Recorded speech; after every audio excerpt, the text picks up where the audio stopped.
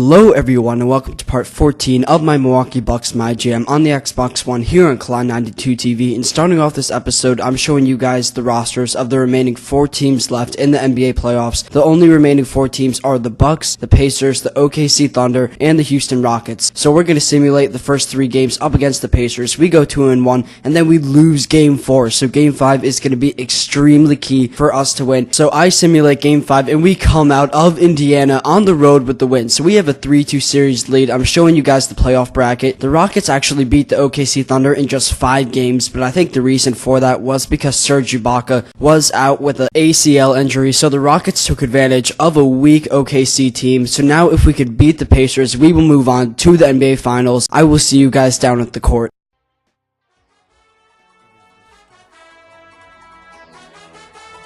Big Will in the building.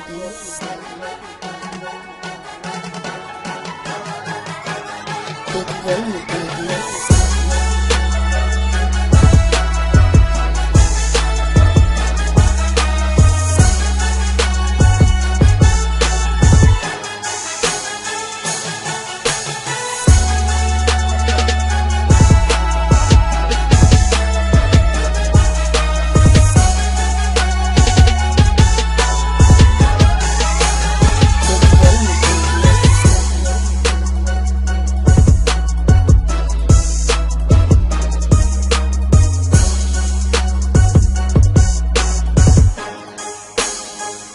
Will in the building.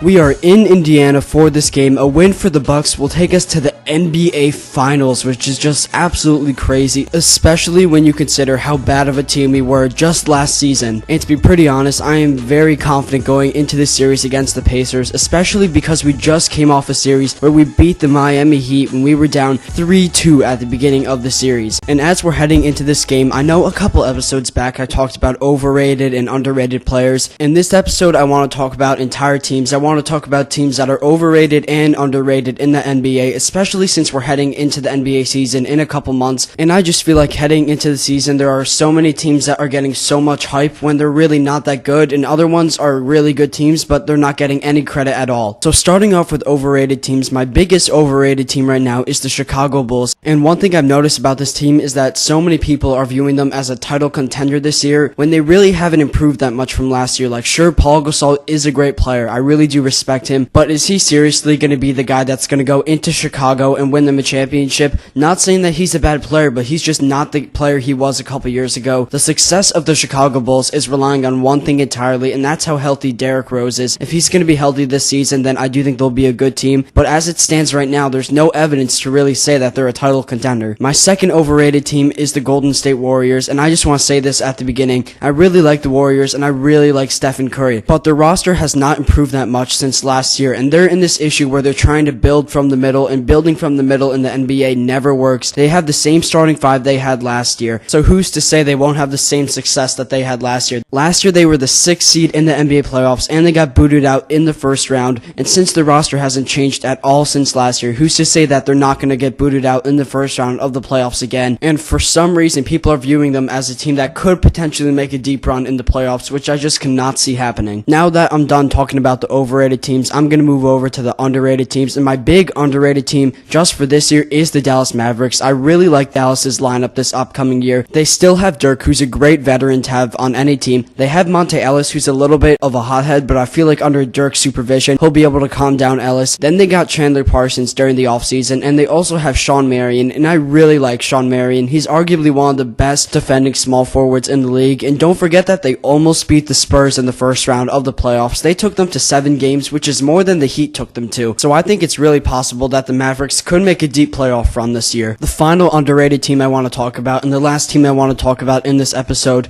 is the Memphis Grizzlies. I feel like the Grizzlies are one of those teams that never really get as much credit as they deserve, probably because they're not the most fun team to watch. They really pride themselves on defense with Marc Gasol and Zach Randolph, so I don't typically see them on TV that much, but I feel like they could kind of use what the Spurs did, play good defense, and as long as they can get organized on offense, I think they could be a pretty good team this year. I don't see them being a top 3 Western Conference team just because the Western Conference is so dominant, but I do feel like they can improve from last year's record because I think they were like the 7th seed, and I do think they can play better than that. So enough about overrated and underrated teams. Let's get into the gameplay of this video. We are ending the first half with the slam by the Pacers, and the Pacers proved to be a more difficult opponent than I thought they would be. At the end of the first half, we are actually down by 8 points to the Pacers, and I think the big surprise in the first half is that Evan Turner actually scored the most points for the Indiana Pacers. I thought a guy like Roy Hibbert, Paul George, or maybe even David West would be the guy that scored the most, but for some reason Evan Turner was the guy that stepped up. So you can see we are not starting off the second half very strong. Lance Stevenson is getting a steal, and he's going to go coast to coast and get a layup at the other end, but we are going to try to battle back. We do not want to go into a game 7, even though game 7 would be on our home court. It would be just a lot easier to win game 6 and not have to deal with the drama that would come with the game 7. So we have cut down the Pacers lead by 1 point. They have a 7-point lead, but now they have the ball. George Hill is on the right side, and he's going to lob it up to Paul George, and he was just killing us in this game because players in 2K that are good at dunking are extremely overpowered. So a ton of Paul George's plays were just posterizer after posterizer. You can see we even tried double teaming him, and he was still able to find his teammates and get them to score as well. Now Goran Dragic is giving the ball to Larry Sanders. He's playing offense on David West, and he's a far bigger player than David West, so he's going to take advantage of that height mismatch and score at the hoop. Now Jabari is running on the break. He's going to pass it off to Goran Dragic, and the Pacers cannot afford to leave this guy open. He actually had the highest 3-point field goal percentage in the entire league, and you saw Tony Douglas right there trying to get fancy with that layup. We blocked him, and we passed it off to Vince Carter, who's going to make a jumper on the right side. For some reason, Tony Douglas was on this Pacers team. I think there was a trade between them and the Heat, because you guys remember that Luis Scola was actually on the Heat, and I have no idea why the Pacers made that trade, because Luis Scola is definitely a better player than Tony Douglas. So the Pacers have increased their lead to 11 points. We are trying to get back into this game. Giannis is giving it to DeJounte Blair, who is going to have Paul George bite on the pump fake, then he will drive in and get that basket at the hoop. There's under a minute left in the third quarter. Tony Douglas has the ball. He passes it off to Jan Mahimi, but he will get blocked on that layup, and the Bucks are going to go on the break. We're going to give it to DeJounte Blair, who's going to go in the post on little Tony Douglas. He's going to pump fake, and Jan Mahimi is jumping from the other side of the paint, so he is basically asking to give DeJounte Blair an easy and one. At the start of the fourth quarter, we have narrowed down the Pacers' lead to just 2 points, and we are also bringing a full court press now. We pressed them the entire fourth quarter, which was a little bit risky, and there the Pacers are leaving Brandon Knight wide open for 3. They must have not seen the game up against the Miami Heat where Brandon Knight hit that 3 to put it into overtime. But Brandon Knight is not the only guy making 3s. Goran Dragic is also stepping up to play. We have taken a 2-point lead over the Pacers after being down by 12 points at one point in this game. And you know, in the fourth quarter, this is where the stars are going to start to shine. So Paul George is driving in there and getting that layup at the hoop. On this play, I tried pulling off a pick and pop. Lance Stevenson will steal the ball, so it's 1-on-3 with Jabari Parker, and Jabari Parker wins the matchup 1-on-3. What a key defensive play